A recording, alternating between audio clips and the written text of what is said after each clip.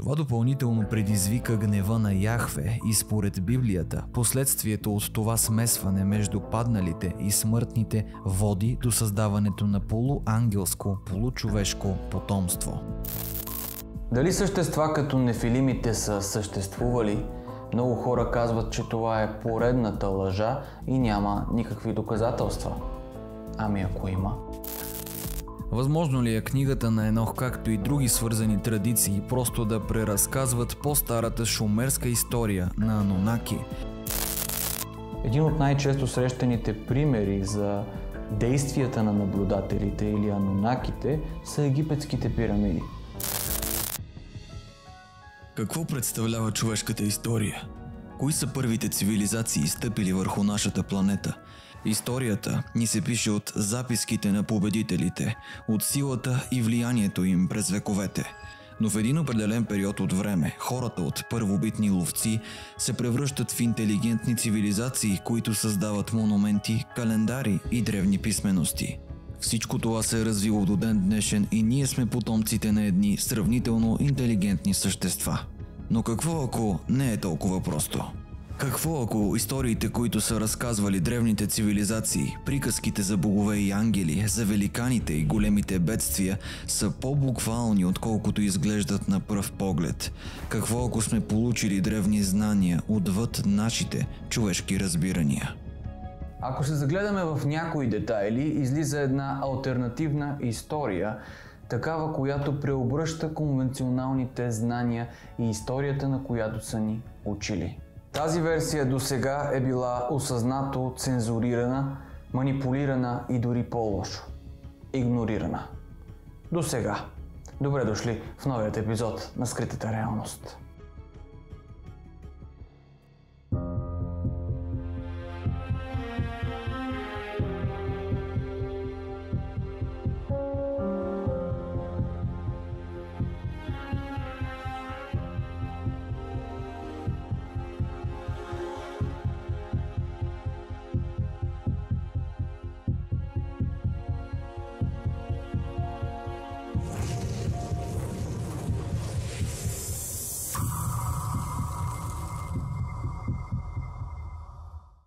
В началото на 1946 година в района, известен сега като Западен бряг, група тинейджери, бедуини, се грижат за овцете и козите си близо до древното селище Кумран.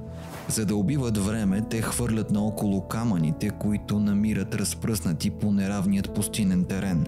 Когато един от тези камъни е хвърлен в тъмната страна на пещера, тинейджерите са шокирани, защото чуват силен шум от разбиване на ехото отвътре. Когато решават да се доверят на любопитството си, макар и леко изплашени, те намират колекция от глинени делви. Въпреки че към конкретният момент не го осъзнават, тези тинейджери правят изключително голямо историческо откритие. Вътре в делвите се съдържат поредица от древни свитъци. Преди да продължим с епизода, абонирайте се за канала, за да не пропускате предаванията всяка седмица. Екипът се увеличава с всеки изминал ден и не мога да бъда просто по-щастлив. Благодаря на всички, които подкрепят това, което правим. Тепърва започваме. Давайте предложения за нови теми долу в описанието. Станете членове, ако желаете да помогнете с развиването и с подобряването на качеството на целият канал. Благодаря ви за подкрепата. Поклони благодаря и приятно гледане. Впоследствие различни археолози, историци и маняри намират допълнителни фрагменти от свитъци в 10 други пещери в района, като общият брой на намерените ръкописи стига до почти 900. Тези ръкописи стават известни на масата от хора като свитъците от Мъртво море. Странното е, че сред тези ръкописи се срещат големи части на мистериозен, неканоничен религиозен текст, който отдавна е забравен от човешката цивилизация. Или поне така са си мислили.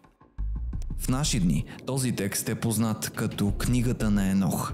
В своята цялост Книгата на Енох се състои от 5 книги.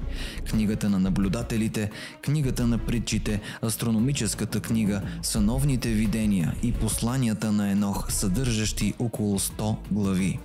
Тези глави разказват историята на седмият патриарх в книгата Битие, Енох, бащата на Матусал и дядото на Ной, същият този Ной, който познаваме от Библията, въпреки това, че това не е библейската история за Ноевият ковчег.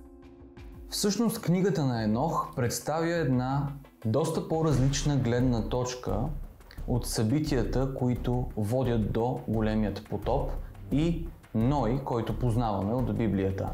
В нея се разказва за наблюдателите, определени като падналите ангели, които са изпратени на планетата Земя, за да наблюдават човечеството в неизвестен период от историческо време. Според една от най-ранните легенди за Енох, той е основателят на космографията и астрономията и също така този, който дава на хората календарът на Слънцето. Бен Елохим или синовете на Бог или боговете наброяват няколко стотин. Разказва се, че те слизат на земята на планината Хармон. Това било свещено място както за ханаанците, така и за евреите, които нахлуват в земите им. В по-късни времена по склоновете й са построени светилища на боговете Ваал, Зевс, Хелиос, Пан и богинята Астарта. Елохим или падналите ангели били известни още като пазителите Григорий и Ирин. В еврейската митология първоначално Григориите са били висш орден от ангели, които обитават най-високото небе с Бог и по външен вид приличат на човешки същества. Терминът наблюдател се използва със значението тези, които не спят, тези, които са будни, тези, които гледат, тези, които бдят. Тези наименования отразяват уникалната връзка между наблюдателите и древната човешка раса тогава. С течение на времето обаче, те започват лека по лека да изоставят своята роля на наблюдатели, просто да гледат развитието на човешката цивилизация и започват да имат сексуален контакт предимно с жените, като в последствие това води до познатите ни хибридни форми или кръстосани линии.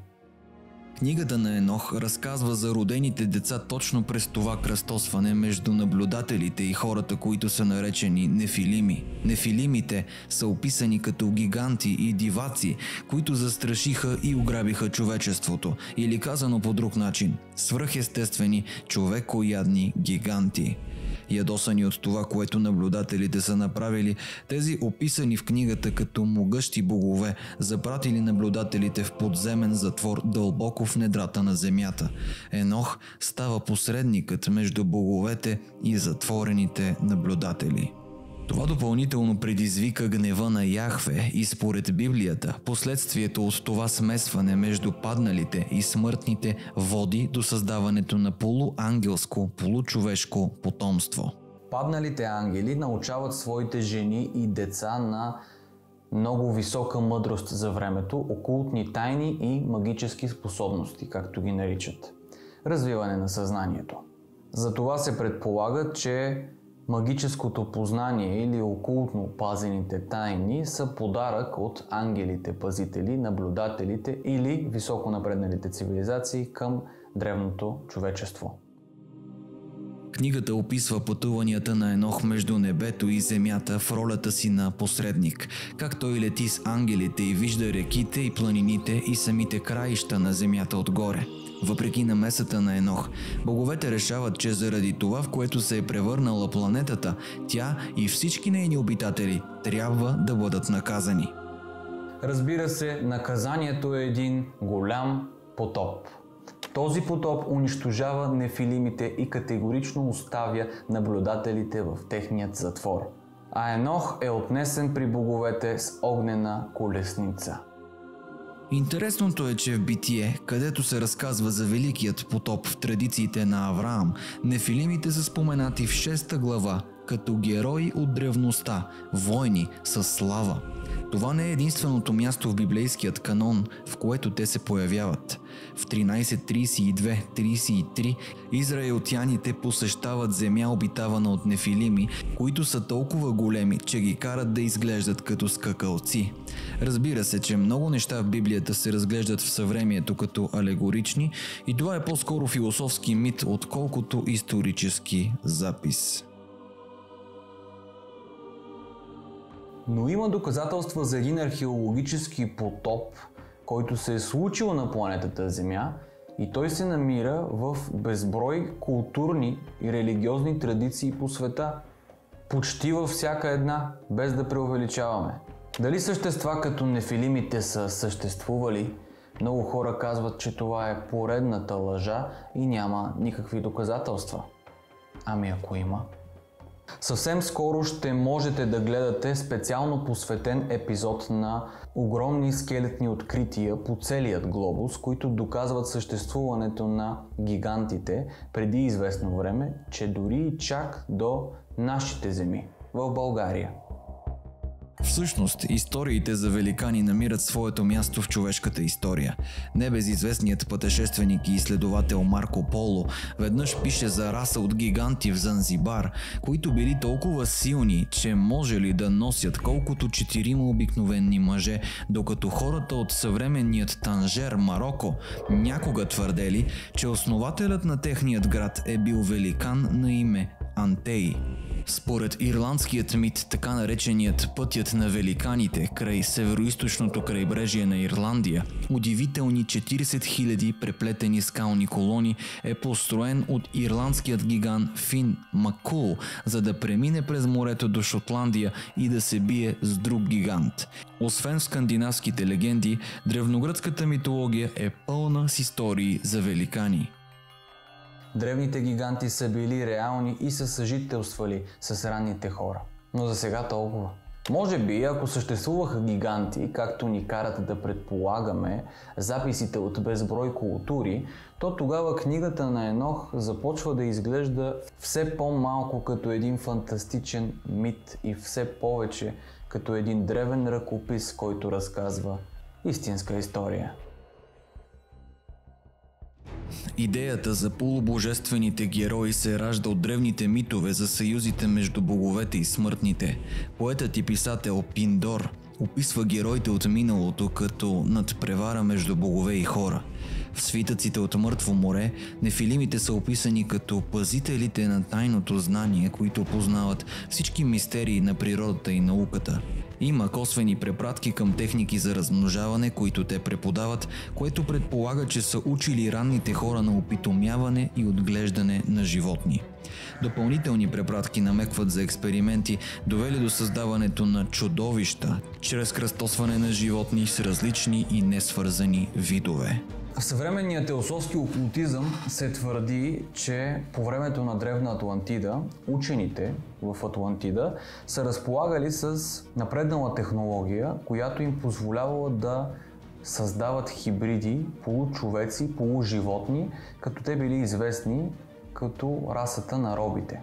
Записи за подобно събитие могат да бъдат намерени в митологиите на древните народи по целият свят и особено сред вавилонците от Близкият изток.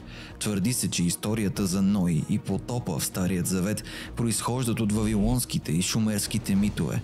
Известно е, че около 10 000 години преди новата ера изглежда е имало катастрофално събитие, което е трансформирало ранното човечество. В края на последната ледникова епоха първите признаци на земеделие се появяват в Близкият изток с преминаването от номадски начин на живот на ловци към този на заселено земеделие. Интересно е да отбележим, че в продължение на вековете книгата на Енох е много важна част от християнските и от еврейските традиции. Много от религиозните секти приемат книгата като основно писание. Освен това, дори предлагат, че книгата на Енох е била вдъхновението за битие, поради многото им допирни точки и истории. Следователно изниква въпросът какво се случва. Как така книгата на Енох изведнъж е рязко пренебрегната и не намира място в Библията? За да се опитаме да отговорим на този въпрос, ще се върнем в ранните векове след физическата смърт на Христос. Далеч от 39-те канона на Старият завет и 27-те новозаветни книги, които днес познаваме като Библия. Първоначално е имало множество евангелии и религиозни текстове, които съставят широкият спектър на християнската традиция. С разрастването на християнската религия след смъртта на Исус, процъфтяващата християнска църква постепенно започва да избира кои текстове текстове ще се четат, изследват и кои текстове ще се считат за божествено вдъхновени. Църквата се нуждае от единство, а за да го създаде, се нуждае от официален канон. В книгата на Дан Браун "Шифърът на Леонардо" тази канонизация се помни като нещо доста подло, случило се на Никейският събор през 4 век. Точно там, според историята, император Константин и други високопоставени църковни власти оформят официалният християнски канон, като първо се съобразяват със собствените си тайни и желания. За съжаление, това не е исторически точно. Никейският събор не определя официалният християнски канон. Не само Дан Браун е този, който прави това обвинение, прочутият философ Волтер също го прави през 1700 година. Но макар и информацията да не е фактологически точна, то тя е точна в известен смисъл. Защо? Високопоставените членове на църквата със сигурност са там и избират какво да бъде включено в официалният библейски канон. Те спорят помежду си, представят опонентите си като еретици и почти сигурно се стремят да разширят собствената си власт. Но всичко това не се случва само на един конкретен съвет, а по-скоро както всяко дълго дело отнема повече време и повече срещи. Този процес продължава между 1 и 4 век, но в крайна сметка става ясно, че до краят на 4 век процесът е приключен, а Библията е официално събрана, но без книгата на Енох. Но как нещо толкова силно и съдържателно като книгата на Енох е било пропуснато? Нима не са знаели за нея? В търсенето на отговори човек може да изследва други евангелия, които също са останали цензурирани от официалната версия, която познаваме днес. Например, Евангелието на Петър, фрагмент от който е намерен в Египет през 1886, разказва дълго липсващата история на прероденият Исус, напускащ гробницата си. Включва 2 гигантски ангела и плаващ кръст, като се казва: "И те чуха глас от небесата, който казваше: Ти си проповядвал на онези, които спят." И от кръста се чу отговор: "Да." Или нека видим Евангелието на Мария, онзи прословут труд, в който Мария Магдалена е посочена не само като един от учениците на Исус, но и любимата му, може би дори съпругата му. В това Евангелие Петър пита защо той и другите ученици трябва да слушат Мария, жена, на което Матей отговаря: "Щом Спасителят я е направил достойна, кой си ти тогава, че да я отхвърлиш?" Със сигурност Спасителят я познава добре. Ето защо той я е обичал повече от нас. Подобно на книгата на Енох, тези евангелия разказват невероятни неща и изключително предизвикателни истории. Може би тогава не би било изненада, че точно тези текстове са цензурирани от ранната версия на официалният християнски канон. Към днешна дата дори книгата на Енох би била напълно забравена и изгубена, ако не са били ортодоксалните малки еврейски секти, които се е спасили. Всъщност, единствената древна версия на текста е написана на гиис, древен африкански език. Това е тази версия, която Ричард Лоренс, архиепископът на Кашел, използва през 1821 година да направи първият по рода си английски превод на книгата, версията използвана за информиране и изучаване на свитъците от Мъртво море. Библията съдържа многобройни препратки към книгата на Енох, препратки към нефилимите, препратки към новите хибриди и препратки към целият род на Енох. В Коринтияни 11, 5 и 6 се съдържа стих, в който пише как свети Павел дава инструкции на жените да покриват главите си, докато са в църква. Това на пръв поглед е пряка препратка към факта, че наблюдателите в книгата на Енох са привлечени от жени с дълги разпуснати коси. Това е практика, която остава и до днес в римокатолицизма и исляма. Въпреки че е цензурирана, дори забравена от много, книгата на Енох никога не е изчезвала истински. Има нещо по-дълбоко зад нея и нейните невероятни истории. Нещо, което отива отвъд познатото и обикновеното, без значение дали е част от християнският канон. Древните гърци са вярвали, че Енох и богът на мъдростта Хермес са една и съща личност. Но кой наистина е бил той? В легендите на юдеите за древността Енох е цар над хората, който управлявал точно 243 години. Бил преизпълнен с мъдрост и цял свят се съветвал с него. Според древните египтяни, Енох бил строителят на голямата пирамида, пише географът и историк Таки ад Дин Ахмад в произведението си Хитат от 14 век. При това отбелязва, че Енох е бил известен сред народите с 4 различни имена – Саурит, Хермес, Идрис и Енох. За арабите Идрис означава праотец или прамъдрец, а в юдейската, както и в християнската теология, Енох е седмият от общо 10 праотци, един от патриарците преди потопа, както е описан. Енох бил бащата на Матусал или Матусал, който успял да достигне до библейската възраст на 969 години. В Старият завет, в книга Битие, Енох е споменат с цели 5 изречения. Там четем също: „И ходи Енох по Бога и изчезна, понеже Бог го взе“. Просто така, изведнъж изчезва. На хебрейски Енох означава посветеният, просветленият, знаещият, и този посветен прави точно това. Погрижва се знанията му да не изчезнат безследно. Примерите могат да продължават, но е редно да се запитаме: защо Енох, макар и под различно име или различен псевдоним, продължава да се появява в различните култури на древните цивилизации? Отговорът може би е много по-далеч от египтяните, гърците или вавилонците. Може би дори отвъд шумерите. Според шумерските текстове, Земята е посетена от група свръхестествени същества някъде в далечното минало. Тези посетители са описани в шумерските традиции по начин, който е зловещо подобен на описанията на наблюдателите в книгата на Енох. Вместо наблюдатели обаче, шумерите наричали тези същества Анунаки, което буквално означавало тези, които са дошли от небесата. Те са били богове на шумерската цивилизация, а според съвременните мислители Зекария Сичин и Ерих фон Деникен, те са древна раса от извънземни същества, дошли на планетата Земя.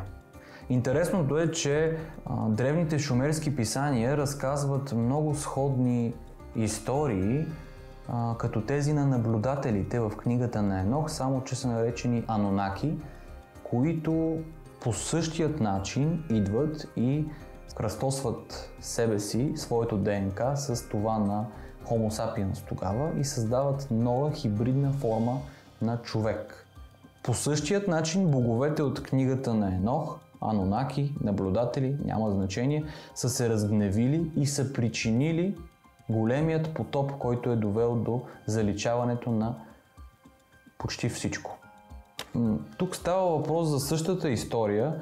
В много други култури, обърнете внимание, тези от вас, които им е интересно, ще станете свидетели на същата история, макар и разказана под малко по-различна форма, с малко по-различни детайли, с малко по-различни форми, които в крайна сметка, ако ние се фокусираме върху принципа, върху съдържанието, върху основата, между редовете, която ни е била подсказвана от всички тези напреднали цивилизации, на практика гледаме една и съща история. Точно заради това винаги ви напомням, формата не е определяща, гледайте винаги съдържанието. Понякога формата е толкова добра и прелесна, че може да заблуди всеки. Дори и най-внимателните. Само по този начин бихме могли да разчитаме кодовете на реалността. Възможно ли е книгата на Енох, както и други свързани традиции, просто да преразказват по-старата шумерска история на Анунаки, или просто с времето една и съща история се е изкривила чак до наши дни? Сравненията могат да продължат, като например, че Анунаките също имат крила, като познатите ни ангели и така нататък, но това ще го оставим за някой друг път. Книгата на Енох не само е написана от първо лице, но авторът потвърждава многократно и в текста, сякаш се е опасявал, че бъдещите тълкователи ще са толкова ограничени, че няма да могат да го разберат. С помощта на два примера от текста През първият месец на 365-та година, през първият ден на първият месец, аз, Енох, бях сам в дома си и ми се явиха двама извънредно едри мъже, каквито преди никога не бях виждал на земята. Нека ви върна назад малко към аграрната революция, която се случва някъде около 10 000 години преди новата ера, когато човешката цивилизация започва да се трансформира и преминава от първобитни хора, които са могли само да ловуват и да оцеляват, до хора, които започват да се занимават с земеделие и с заселване, например. Според историческите данни, още през 9500 година преди Христа, там където сега се намира днешен Кюрдистан, още на времето са отглеждали пшеница, овес, ечемик, грах, леща, а козите и овцете са били опитомявани. Освен това, кюрдската култура е една от първите, които се славят с това, че са имали ранна версия на своя собствена писменост и точно заради това се смята, че те са едно от първото много грамотно общество. Разбира се, че много хора питат как човешките същества са могли да направят такъв скок толкова бързо. И наистина изглежда странно. Интересното е, че кюрдския народ твърди, че са потомци на децата на джините или децата на духовете. Дали това е древна култура, препратка към размножаването между Анунаки и човешките жени? Древният Близък изток е известен още като люлката на цивилизацията, а най-ранните градове-държави са основани в района на Месопотамия. Ранните коренни жители на региона, шумерите и акадците, развиват първият писмен език, изучават астрономията и създават библиотеки. Вавилонците и асирийците ги следват. В митологиите на всички тези раси има истории за това как боговете са слезли на земята и са ги научили на своите изкуства и познания. В книгата на Енох се казва, че когато Яхве вижда беззаконието, той решава да се намеси чрез архангелите Михаил, Рафил и Гавриил. Според шумерите, анунаките са тези, които точно в този момент са дали на човешката цивилизация много напреднали технологии и точно поради тази причина шумерите са толкова мистериозни, странни и удивителни и до ден днешен, защото изведнъж сякаш те са се появили и вече са разполагали с цялата тази технология да създават куп неща. Мнозина предполагат, че на пръв поглед това обяснява необяснимите пирамиди в Гиза или тези в Теотилакан, например. Тези древни паметници са направени по толкова прецизен начин и са напълно необясними от историческите данни и факти. Може би това също обяснява как човешките същества са успели да се трансформират от номадски ловци-събирачи към интелигентни цивилизации в незначителен период от време. За вярване или не, книгата на Енох описва почти идентичен процес на наблюдателите с този на анунаките, когато става въпрос за предоставянето на хората на съвременни знания и технологии. Те учат хората на металургия, минно дело, наука и медицина, как да четем и пишем и как да разчитаме звездите. Те учат хората да носят козметика и да създават бижута, разкриват им тайните на военното изкуство. Именно заради това по-късно в Египет златото е такава голяма част от тяхната култура. Само се загледайте в тях. Да не би книгата на Енох да отразява и да преразказва историята на Анунаки. Един от най-често срещаните примери за действията на наблюдателите или анунаките са египетските пирамиди. Че това е един от явните огромни монументи, които са останали толкова години не случайно, за да напомнят за това, което се е случило преди толкова много време.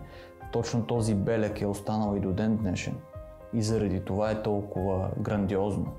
Според древният арабски историк Ал-Майяризи, египетските пирамиди са били построени от цар на име Саурит, който е живеел, забележете, преди времето на Великият потоп. Между другото, Саурит, преведено на иврит, е Енох. Ако искате да разгадаете тайните на Вселената, мислете за енергия, честоти и вибрации. А отново това се отнася пряко към анунаките, за които много смятат, че се опитват да разкрият подобни тайни на хората чрез житните кръгове за известно време. Само през последните няколко десетилетия житните кръгове се появиха по целият свят, съдържайки детайли на сложни математически уравнения, магнитни схеми и двигатели, механични рутери и линии на полета на електрически заряди, дело, според някои, на анунаките. Всъщност, ако вземем на предвид множеството наблюдения на НЛО през последните стотици години, бях отведен в нещо като плаващ дворец, казва Енох. Беше огромен, като резбовано стъкло. Подът имаше стъклени плочи. През пода се виждаха звездите. Пресичахме. И знанието, което получихме за житните кръгове, съобразено с информацията, която ни дава Енох, докато пътува към боговете, можем да си зададем въпроса, разбира се, дали огнената колесница, която отвежда Енох до боговете и го измъква точно преди големият потоп, всъщност не е един огромен извънземен кораб. Може да звучи нелепо или трудно за вярване, но повечето истории за нефилимите, за анунаки, за наблюдателите са забравени, отхвърлени, игнорирани. Шумерите са дори умишлено изтрити от пантеона на древните цивилизации. Книгата на Енох заедно с Евангелие на Мария, Евангелие от Тома са премахнати от библейският канон. Въпреки това, предвид начинът, по който тези истории коренно променят гледната точка за нашата история като цивилизация, е разбираемо те да бъдат игнорирани или отхвърлени. Защото те ни дават информация за това, кои сме всъщност, но може би те не са били напълно изтрити. Ако се вгледаме в една от най-известните истории, които човечеството познава, тази за Адам, Ева и райската градина, ако прочетем текста не буквално, нито философски, а като една алегория, метафорично, Бог създава Адам да бди над земята, точно както боговете изпращат наблюдателите да направят в книгата на Енох. От реброто на Адам Бог създава Ева. Адам и Ева се размножават, представлявайки кръстосването между наблюдателите и човешките жени. На Адам и Ева се казва, че могат да ядат всичко, което пожелаят в райската градина, освен плодовете от дървото на знанието. Разбира се, те опитват забраненият плод от дървото на знанието, което символизира наблюдателите, които носят напреднала технология и знания за човешката цивилизация, която може би до тогава не е била достатъчно умствено развита, за да се справи сама. Да не споменаваме и дори, че желанието на Адам и Ева да опитат от забраненото символизира всъщност идеята да изследват непознатото или да се потопят в необятието, в тъмнината, като по този начин резултатът, до който стигат и който им се проявява, е напреднали знания за цялата цивилизация, напреднали технологии и рязко развитие на цялата човешка цивилизация. Когато двамата опитват от забраненият плод, от дървото на познанието, на доброто и злото в небесната градина, се твърди, че те се осъзнават. Първото им осъзнаване е, че физическите им наметала от плът са голи. Те се втурват да покрият гениталите си, тъй като са осъзнали така наречената змийска сила или кундалини, която може да бъде възпитана и ограничена чрез полов акт и нерепродуктивни сексуални актове.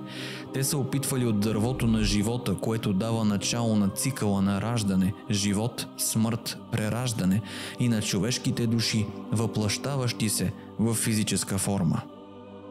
Четейки историята на Адам и Ева по този начин, много лесно можем да забележим паралелите между книгата на Енох и другите писания. А може би това е била целта. Може би тези, които са написали историята за Адам и Ева, просто преразказват историите в книгата на Енох по свой начин. Преразказват шумерската история за Анунаки, както и толкова много други религии и култури, вмъквайки тази важна част от човешката история алегорично в техният собствен религиозен канон, за да могат тези древни записи да продължават да съществуват във времето и макар и под различна форма да ни бъдат напомняни, за да можем един ден да си спомним нашата собствена история. Не чрез човешкият път, а по космическата човешка линия на живота. Какво представлява човешката история? Дали е това, което познаваме от официалните исторически книги, или е нещо много по-дълбоко, таинствено и забравено? Може би отговорите са се намирали пред нас през цялото това време. Покой ни благодаря и до следващия път.